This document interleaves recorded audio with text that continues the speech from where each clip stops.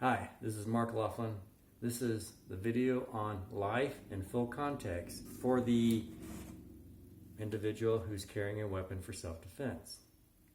Now, we keep looking at these and going, wow, that's the gun I want, or this gun has 17 rounds, and all this other stuff, and it's pretty and feels good and all that. Well, keep this all in full context with the rest of your life. Yes, you want to have a means of self-defense. You want to preserve your life and the lives of the ones you care about. And you want to preserve your liberty and your freedom. And the firearm helps you in those as well. But it is not the only thing that your life should not be 100% focused on just firearms and 100% focused on self-defense. You have to live your own life. Now, I was at a Walmart. I was down in Texas, and yeah, I was carrying, I had a concealed weapon on me all the whole time, as always. I think I was carrying my 9mm Kel-Tec then, and I was standing in line at the Walmart line, and and I was wearing just my normal,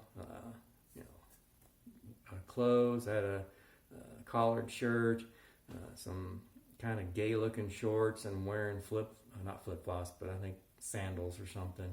So I was looking a little bit not like a tactical dude, okay?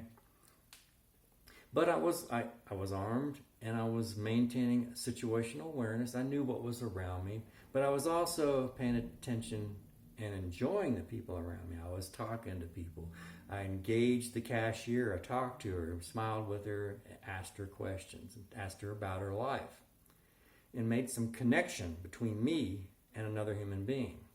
Now, the person in front of me, there was a couple, and the man was in an all black, kind of this tactical, like maybe 5'11" pants, and a black shirt, with pockets, and they both had waist pouches that were just screaming concealed carry.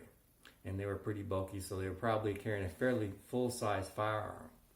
And which is okay, I mean, no big deal. But what was kind of a little bit discouraging was to see that both of them had these frowns, this like suspicion, this lack of trust for people around them. I could see that he, like me, was aware of what was around us, and also, even in the distance, he had scanned, like I do, was scanning off in the distance to see what was going on further away. But he was, he was armed, he was situationally aware, but he was not engaging with people. He was not connecting with the cashier. He was just there to do an exchange, make sure he didn't get in a, or maybe looking for a gunfight, I don't know. But just didn't seem like he was enjoying his life. And that's the key thing, is the whole purpose of defending your life is so you can enjoy it. I mean, who cares if you defend your life with a firearm and then you just hate the rest of your life, or hate your existence, or have no connection with other human beings? Not good.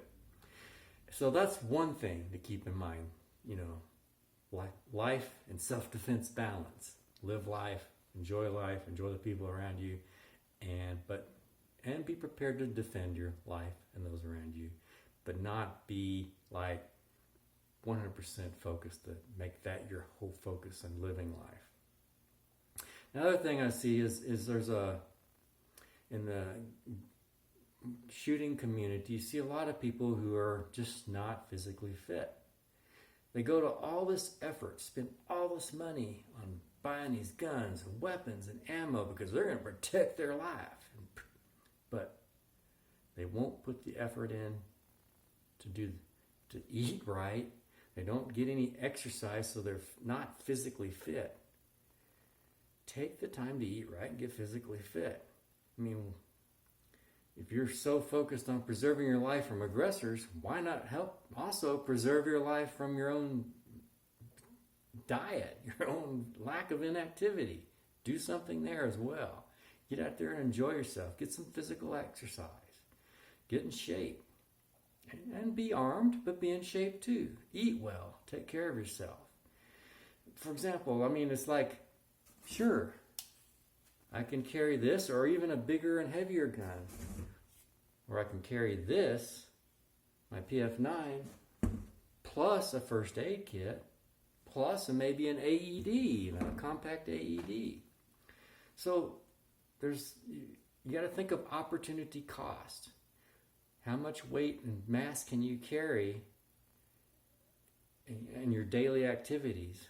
And what items do you have to balance out for the most likely events in your life? In my view, a firearm's nice, is important to have for self-defense, but maybe an AED would be important to carry with you. If you have someone and it's important to you who has a heart condition, that might be way more important than a firearm. Maybe you want to go to a Ruger or Kel-Tec 380, a much smaller and lighter compact weapon, so that you can carry an AED or a first aid kit or an EpiPen or whatever. There's a lot of other things you can carry to help protect and preserve your life besides a firearm. So keep it all in context. There's more to life than just focusing on guns. Now, I'm just like any one of you guys out there.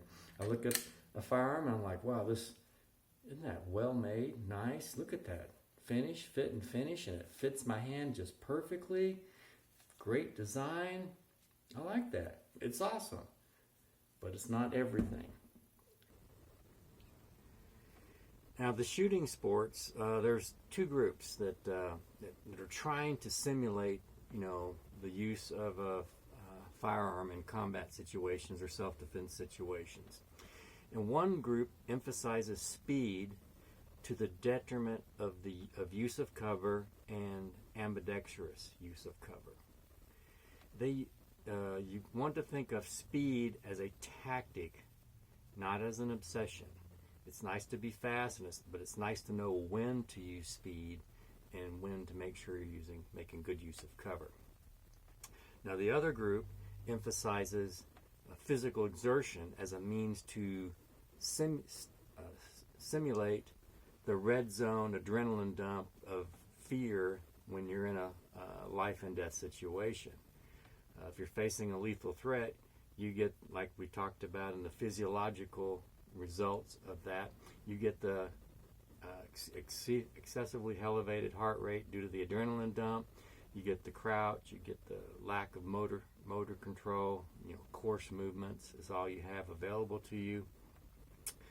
And so that physiological response is not really the same as just physical exertion. Now, I do like to see the added emphasis of this kind of CrossFit plus marksmanship. That's a good combination, but that is not on its own going to recreate that physiological response to danger. Now, it's really almost impossible to do that without putting yourself into a lethal situation. Now, there are a few sports that maybe come closer to achieving that red zone effect of the physiological response to lethal threat. And those sports would be, for example, paintball, from which I came from, and probably as in the airsoft community as well. So those would be two ways, I think, to approach that physiological response that you experience when faced with a lethal threat.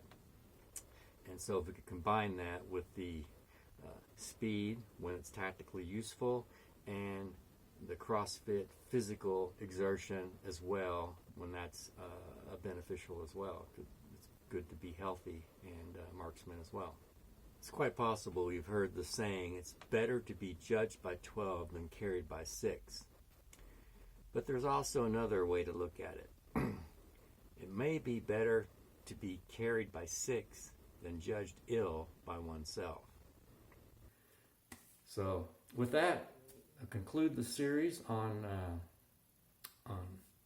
carrying a weapon for self-defense.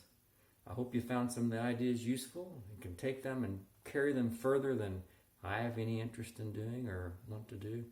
Like I said, this not my 100% focus. I'd rather go mountain biking a lot of times than go shooting, but I do like shooting occasionally. But So hopefully you got something out of this series, and let me know in the comments what you think, and we'll go from there.